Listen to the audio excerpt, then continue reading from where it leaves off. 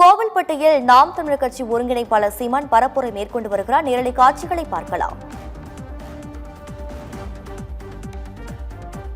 வாக்குக்கு ஒரு ஆண்டுக்கு 12,000 கொடுக்கிறார்கள். யார் காசில் இருந்து?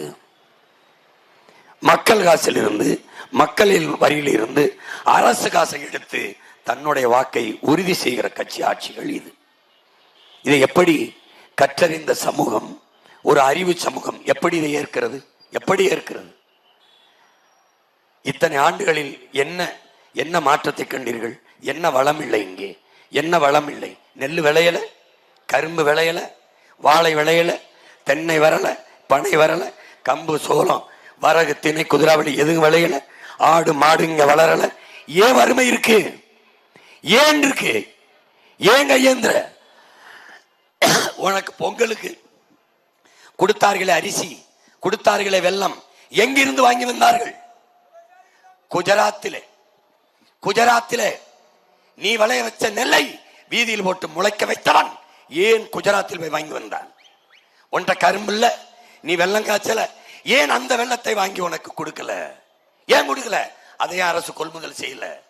ஓ நெல்லை ஏன் கொள்முதல் செய்யாம சேமிப்பு கிடங்கு கட்டி சேமிக்க துப்புள்ளாத இவர்கள் சாராயத்தை, டாஸ்மார்க்களை, பீரையும் பிராண்டியும் விஸ்கியையும் குளிரூட்டப்பட்ட அரக்கிலே மூடி வைத்து திருடி விடுவார்கள் என்று சிசிடிவி கண்காணிப்பு கருவி வைத்து காவலுக்கு 2 போலீஸை வைத்து பாதுகாக்கிறான் என்றால், இந்த அதிகாரத்தை தேர்வு செய்ய நீ ஓட்டு போடுகிறாய் என்றால் உன்னை எப்படி எப்படி நினைக்கிறது? எப்படி எண்ணுவது? வெம்பாடு விட்டு விளைய வச்ச நெல்லை வீதியில் போட்டு மழை பெஞ்சு முளைச்சு நாசமாகுது. ஆனால் இவன் குஜராத்தில் போய் அரிசி வாங்கி வருகிறான். குஜராத்தில் வெள்ளம் கொடுக்குறாங்க. அந்த வெள்ளம் அப்படியே உருகி ஓடுது. அதில் புழு பூச்சி இருக்கு, வண்டு இருக்கு. கேட்குறாங்க அமைச்சர்கிட்ட, என்னங்க வெள்ளம் கொடுத்தியே உருகி ஓடுதுங்க அப்படின்னு.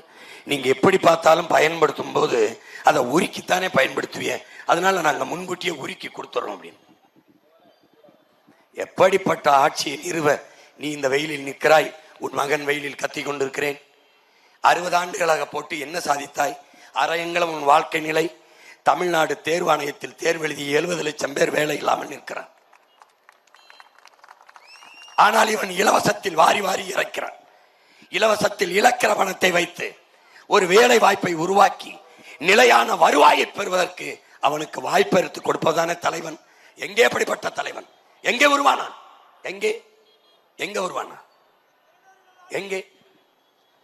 நான் உன் மகன் சொல்வதை கவனி. இதே கோயில்பட்டியில், இதே விளாத்திகுளத்தில், இதே திருநெல்வேலியில், இதே தூத்துக்குடியில், இதே இடத்தில், இங்கேயே இதே பாளையங்கோட்டையில் நீ வாழ்கிற இடத்திலே உனக்கு அரசாங்க வேலை தருகிறேன் என்று சொல்கிறேன்.